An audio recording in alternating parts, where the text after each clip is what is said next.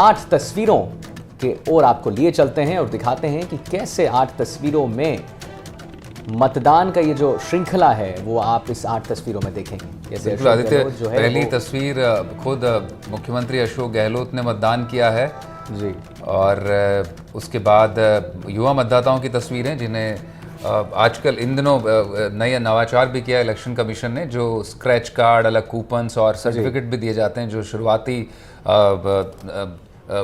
मतदान पर पहुंचते हैं युवा उनको शुरुआती घंटों में, और सबसे पहले जो वोटर्स होते हैं उनको लेकर भी नवाचार देखने को मिला है। सीपी जोशी की तस्वीरें देख सकते हैं, महिला मतदाताओं की देख सकते हैं किस तरह बढ़ चढ़ कर हिस्सा ले रही हैं, और दूल्हों के साथ बारात के साथ जाकर वोट डालने की तस्वीरें भी हर बार राजस्थान ही नहीं पूरे देश भर से दिखाई पड़ती हैं, और इस बार भी कमोबेश वही नज़ारा है।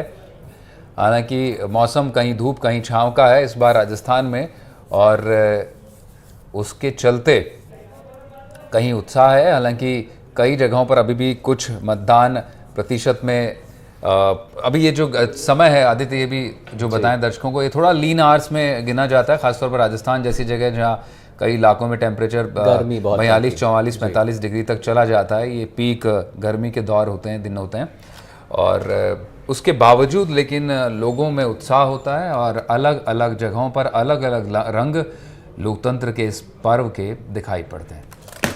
जी आदित्य। जी बिल्कुल, आपने सही कहा मनीष। जैसे आपने कहा कि राजस्थान जो है वो अलग रंगों की एक श्रृंखला है, अलग रंगों का एक समावेश है, और उसी रंग की जो तस्वीर है हम आपको दिखा रहे हैं।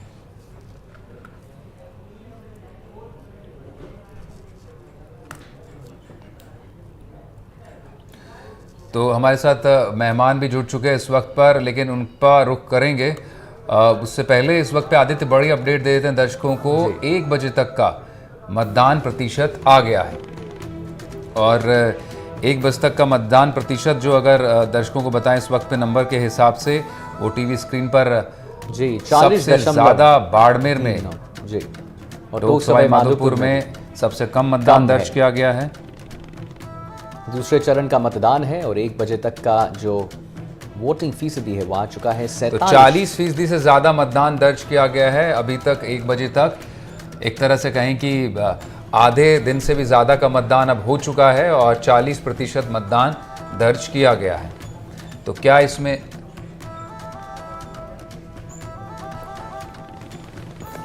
तो इस वक्त पर आशुतोष रावत हमारे साथ सीनियर जर्नलिस्ट, और राजीव तिवारी भी सीनियर जर्नलिस्ट और पॉलिटिकल एनालिस्ट भी हमारे साथ जुड़ चुके हैं। उनका रुख करेंगे और जानने की कोशिश करेंगे किस तरह से मतदान प्रतिशत को एनालाइज कर रहे हैं। आशुतोष जी, सबसे पहले आपके पास आएंगे। जो 40% से ज़्यादा मतदान दर्ज हुआ है, किस तरह से आप इसको देख रहे हैं?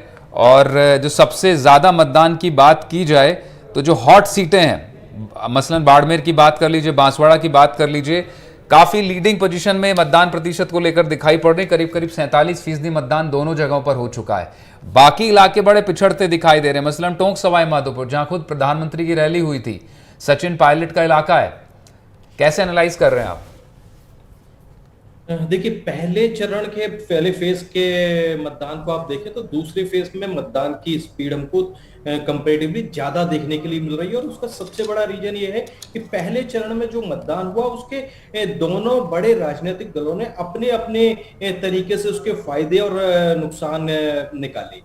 एक तरफ जहां भारतीय जनता पार्टी ने इसका मायने निकाला कि कांग्रेस का वोटर कम निकला क्योंकि भारतीय जनता पार्टी एक बड़ी लीड में इसके साथ में जीत रही है, तो वही कांग्रेस के लोग भी कॉन्फिडेंट थे कि शायद भारतीय जनता पार्टी का कार्यकर्ता इस बार उदास है, हताश है, इसलिए कांग्रेस के लोगों ने वोट किया और भाजपा के लोगों ने वोट नहीं किया, इसलिए वोटिंग परसेंटेज कम हुआ।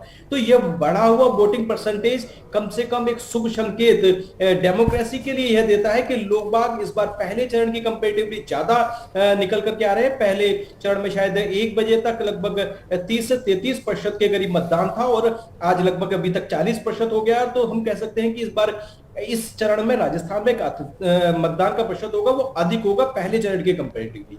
दूसरी बात, जो सबसे ज्यादा वोटिंग हमको बाड़मेर में देखने के लिए मिल रही है, उसका रीजन बहुत साफ है, बहुत क्लियर पिक्चर है कि वहां पर बहुत कड़ा मुकाबला है। तीनों उम्मीदवार जो है, भारतीय जनता पार्टी की तरफ से हो, चाहे कांग्रेस की तरफ से हो, और चाहे निर्दलीय हो, तीनों लोगों ने इस बार उस चुनाव में अपनी पूरी ताकत झोंकी हुई है और तीनों मजबूती के साथ खड़े हुए लड़ते हुए नजर आ रहे हैं। कैलाश चौधरी जहां कैबिनेट मिनिस्टर रहे हैं तो उनकी इमेज जहां दांव पर है, तो वही रविंद्र भाटी एक युवा चेहरे के तौर पर इस प्रदेश में एक अपना नया चेहरा लेकर के आए हैं। विधानसभा चुनावों में उन्होंने जी, राजीव तिवारी जी से एक प्रश्न मैं लेना चाहूंगा। राजीव जी, बाड़मेर सीट की बात हो रही है। बाड़मेर एक हॉट सीट मानी जाती है, त्रिकोणीय मुकाबला माना जाता है। 2.5 लाख जो है वहां पर जाट और जाट हैं वहां पर 2.5 लाख और 4.5 लाख, 3 लाख राजपूत हैं, 2,80,000 जो है वहां पर 2,80,000 जो है मुसलमान समुदाय के लोग हैं। तो इस बार बाड़मेर सीट पर मुस्लिम समुदाय के लोग किसे ज्यादा वोट करेंगे, उसके बारे में आप जरा विश्लेषण दें। देखिए, जिस तरीके से वहाँ के जो धार्मिक नेता और पूर्व विधायक थे अमीन खान, उन्होंने कांग्रेस के जब उम्मीदवार उमेदवार उनसे मिलने गए थे तब उनको बोला था कि अब यहाँ क्या लेने आए हो। लेकिन जो पिछले 4-5 दिन से जो प्रधानमंत्री की स्पीचेस भी हुई और जो दूसरा माहौल बना, उससे लगता है कि जो मुसलमान है वो, मुझे लग रहा है जैसा वो निर्दलीय विधायक जो पार्टी है उनकी तरफ झुकाव थोड़ा सा ज्यादा लग रहा है, क्योंकि मुस्लिम जो मतदाता है वो बीजेपी के तो देंगे नहीं, वो कांग्रेस से अगर नाराज है तो वो कहाँ जाएंगे, तो फिर वो निर्दलीय उम्मीदवार की तरफ जाते दिखेंगे। और जहां जाट मतदाता है तो जाट मतदाता इस बार कैलाश चौधरी और उम्मीदवार राम के बीच में बटे हुए हैं। राजपूत मतदाता जो है वो सीधे सीधे शेर सिंह भाटी की तरफ जाते दिखाई देंगे। और जो चूंकि बाड़मेर गुजरात से लगा हुआ है, गुजरात से काफी उसका आना जाना भी है, और गुजरात में जो अभी पिछले दिनों राजपूतों को लेकर जो वहाँ के केंद्रीय मंत्री हैं रूपाला, उन्होंने जो स्टेटमेंट दिया था उसके बाद से काफी चीजें बदली हैं वहाँ पे। उसका असर वही नहीं, जोधपुर तक भी दिखाई देगा आपको। तो ये सारी चीजें हैं। तो मुझे जो लग रहा है कि जो वहाँ वोटिंग परसेंटेज जो सबसे ज्यादा राजस्थान में 47 पॉइंट समथिंग आया है, तो वो मुझे लग रहा है कि तीनों ही उम्मीदवारों ने जो वहां पर मेहनत करी है या जो जोर लगाया है, वहां पे आप देखिए केंद्रीय नेताओं की भी मीटिंग्स हुई हैं, वहां पर कांग्रेस के भी बड़े नेता गए हैं, और सबसे बड़ी बात है रविंद्र सिंह भाटी का अपने खुद के दम पर वहां पर मतदाताओं से इंटरेक्शन करना। बिल्कुल तो बिल्कुल राजीव जी, चीजें जो है वो मुझे लगता है कि वहां का सबसे रोचक मुकाबला होगा राजस्थान में, और दिखाई भी पड़ रहा है पूरे मतदान हो रहा है उनमें सबसे ज्यादा रोचक वहीं का होगा। पूरे प्रचार में भी सबसे चर्चित सीट यही रही, और अब मतदान पर भी नजर है, और वाकई इलेक्शन के नतीजों पर भी इस सीट पर नजर बनी रहेगी। ना सिर्फ ट्रायंगुलर सीट बन गई है, बल्कि एक तरह से मोस्ट पोलराइज सीट भी इस वक्त देखी जा रही है अलग अलग जाति और वर्गों में। आप बने रहेगा राजीव जी और आशुतोष जी। जालौर से जो कांग्रेस के प्रत्याशी अशोक गहलोत के बेटे वैभव गहलोत, उनसे भी एनडीटीवी ने बात की है। निरीक्षण भी कर रहे हैं, किस तरीके की कोई शिकायतें आ रही तो उनका भी निस्तारण कर रहे हैं हमारे साथ खास बातचीत करने के लिए। वैभव जी, किस तरीके का माहौल, और आप लगातार दूसरा तमाम बूथों पर खुद मॉनिटरिंग करते दिखाई दे रहे हैं? ये अच्छा माहौल है, और कांग्रेस के पक्ष में माहौल है। जिस तरीके से मैं कहता रहा शुरू से ही कि इस सीट पर जो पिछले 20 साल से सांसद भाजपा के थे, उस वजह से जो एंटी इनकम्बेंसी हुई है क्षेत्र में, जिस तरीके से लोगों में एक निराशा हो गई कि दिल्ली की सरकार से कोई काम नहीं हुए, कोई उन्होंने कई जगह तो पंचायतों में जा ही नहीं पाए, 15 साल में भी रामाशामा नहीं करी, तो एक तरह पूरा सेंटिमेंट आम जनता में कांग्रेस के पक्ष में है। वैभव गहलोत जीतते हैं तो कौन से वो डेवलपमेंट के कार्य प्राथमिकता रहेगी? मैंने तो कहा युवाओं के रोजगार की बात हो, मांग रखूंगा दिल्ली में रेलगाड़ी की। महिलाओं का प्रशिक्षण के लिए मैंने लिखा है कि 50,000 महिलाओं को हम चाहते हैं आने वाले 5 साल में हम प्रशिक्षण दे के उनको खुद के रोज़गार वो अपना छोटा मोटा चालू कर सकें अपने घर से ही। उस क्षेत्र में हम काम करना चाह रहे हैं, चाहे अनार मंडी की मांग हो, सब तमाम चीज़ें मैंने बताई हैं मेरे घोषणा पत्र में। यहाँ पर सबसे बड़ा इश्यू रहा है वो जी सड़क, पानी, बिजली, और आप खुद इन चीज़ों से वाकिफ है? नहीं, बिल्कुल। हम तो जिस तरह से पिछले 1 महीने से आप भी घूम रहे हैं लगभग स्थितियों से वाकिफ? 2 महीने तो हो ही गए, और विधानसभा चुनाव में भी आप लोगों के बीच में ही था, पूरे जालौर में आया मेरा था। तो जो ये समस्या है, मैंने आपको जैसे ही कहा कि ये सब चीज़ें चाहे जवाई बांध पुनर्भरण योजना है, हम चाहेंगे कि कांग्रेस के राज में चालू हुई, 2500 करोड़ रुपए सैंक्शन हुए, भाजपा ने क्यों रोकाया? जवाब दे जनता को। आज मतदान तो ये हमारे सहयोगी श्याम बिश्नोई ने बात की है वैभव गहलोत से। इस वक्त पर पवन अटारिया भी हमारे साथ आदित्य जुड़ गए हैं अजमेर से। अजमेर भी अपने आप में एक चर्चित सीट इस लिहाज से कही जाएगी कि वहां पर जो बीजेपी ने टिकट दिया, जो कैंडिडेट थे वो लोकसभा चुनाव में है लेकिन विधानसभा चुनाव हार गए थे, और एक दिलचस्प सीट ये बन गई उसके बाद से। पवन, जो मतदान प्रतिशत 1 बजे तक देखा गया, 2 जगहों पर मतदान प्रतिशत अभी कंपैरेटिवली कम है, टोंक में और अजमेर में। क्या किस जगह आप मौजूद हैं और क्या माहौल है?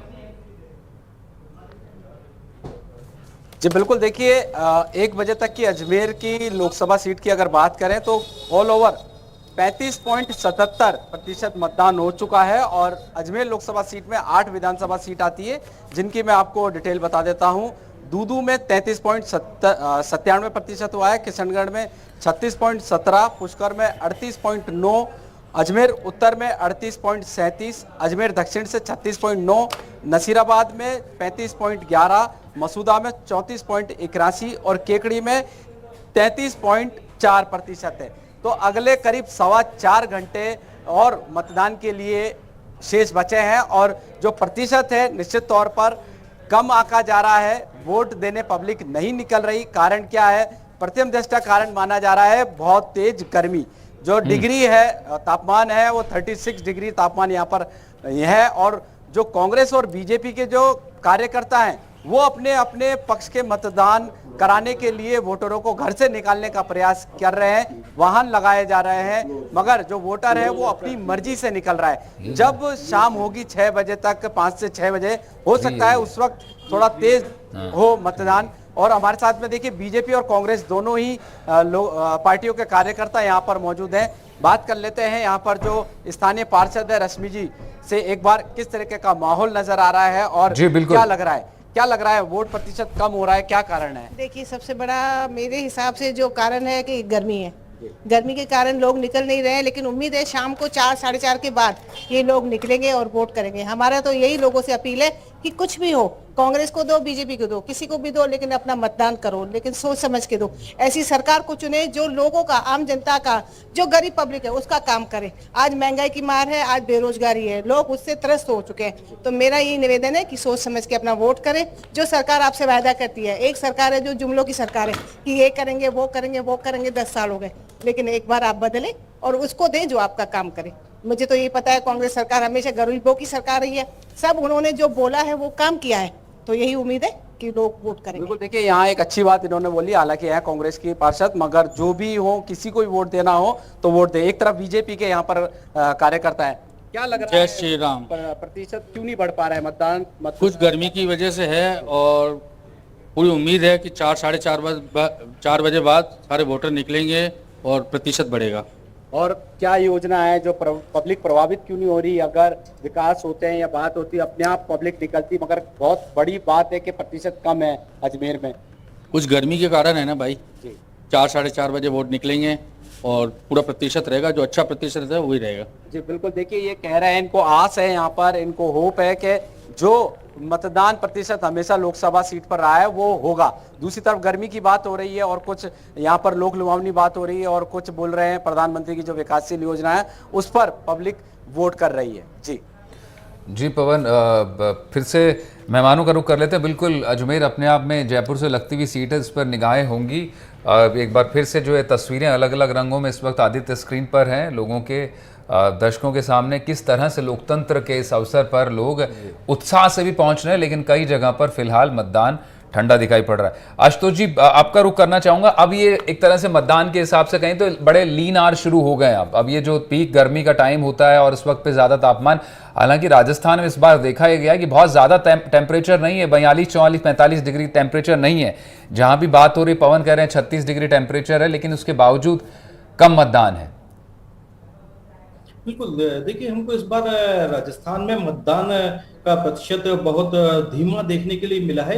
हालांकि राजनीतिक दल इसके बारे में सफाई दे रहे हैं कि गर्मी बहुत ज्यादा है, शादियों का सीजन चल रहा है, लेकिन ऐसा नहीं है कि ये वाकई आपने बहुत सही कहा कि राजस्थान जहां टेम्परेचर लगभग 45 से भी ऊपर चला जाता है, वहां पर 36 का टेम्परेचर बहुत ज्यादा गर्मी नहीं है। मुझे लगता है कि शायद इस दावे में दम है कि राजनीतिक गर्मी इस बार कम दिखाई दे रही है। शायद वोट परसेंटेज कम होने के पीछे मौसम की गर्मी से ज्यादा मैं राजनीतिक गर्मी को कारण मानता हूं। राजनीतिक गर्मी इस बार कुछ जगहों पर कम देखने के लिए मिल रही है। हालांकि आज की जिन 13 लोकसभा सीटों पर चुनाव हो रहा है, उनमें से 2 पर त्रिकोणीय मुकाबला देखने के लिए मिल रहा है। 2 पर बड़े नेताओं के लिए, केंद्रीय मंत्रियों के लिए, एक पर लोकसभा अध्यक्ष और एक जोधपुर से केंद्रीय मंत्री का, और साथ में कैलाश चौधरी जी का भविष्य दांव पर लगा हुआ है। तो हॉट सीटें भी हैं इस चरण में, त्रिकोणीय मुकाबले वाली सीटें भी हैं, लेकिन फिर भी वोट परसेंटेज कम दिख रहा है। शायद 4 जून को ही इसका असली कारण तो पता चलेगा कि क्या कारण रहा, लेकिन कुल मिलाकर के दोनों राजनीतिक दलों की तरफ से शायद उस तरह के प्रयास नहीं किए गए जिस तरह के प्रयास वोटर्स को निकालने के लिए किए जाने चाहिए थे। उस तरह की राजनीतिक गर्मी, हालांकि प्रधानमंत्री ने पिछले 2 दिन से माहौल को कुछ गर्म करने का प्रयास किया है। उन्होंने अपने बयानों के से कुछ राजनीतिक माहौल को एक विशेष गर्मी दी है, लेकिन राजस्थान का चुनाव शायद उस समय तक चुनाव प्रचार समाप्त हो गया था, इसलिए वो गर्मी हमको राजस्थान में देखने के लिए नहीं मिल रही है। वेस्ट बंगाल में हमको अच्छा वोट परसेंटेज देखने के लिए मिल रहा है। उत्तर प्रदेश में भी कंपैरेटिवली इस बार वोट परसेंटेज अच्छा देखने के लिए मिल रहा है, लेकिन राजस्थान में वाकई मौसम की गर्मी से ज्यादा मुझे लगता है कि ठीक है, बिल्कुल बिल्कुल आपका कहना है कि मौसम की गर्मी से ज्यादा सियासी तपिश इस बात कमजोर रही और वो मतदान के कम प्रतिशत में रिफ्लेक्ट हो रही है। बहुत शुक्रिया आशुतोष जी, आप हमारे साथ जुड़े। राजीव जी, आपने अपने इनसाइट शेयर किए मतदान को लेकर। पवन, आपका भी बहुत बहुत शुक्रिया।